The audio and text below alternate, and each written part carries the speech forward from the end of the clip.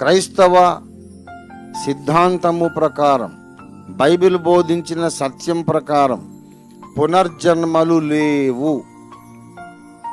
ఇక్కడ చచ్చి మళ్ళీ ఇంకో చోట పుట్టి ఇంకో జీవి లాగా పుట్టడం అనేది కట్టుకథ, కల్పిత కథ, మానవ కల్పిత సిద్ధాంతము.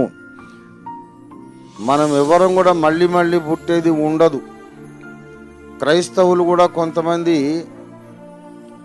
ఈ మాటలు వాడుతుంటారు, ఏ జన్మలో పుణ్యమో, ఏ జన్మలో అనుబంధమో అంటుంటారు క్రైస్తవులు కూడా. తప్పు. జన్మలు లేవు మనకి, ఇది ఒక్కటే జన్మ.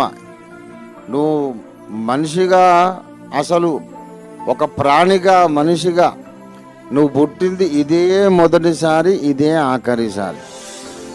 ఒక్కసారి చనిపోయావంటే మళ్ళీ ఇంకో చోట పుట్టడం ఉండదు. దేవుడు నిర్ణయించిన 2 గమ్యములలో ఏదో ఒక గమ్యానికి నువ్వు వెళ్ళాలి.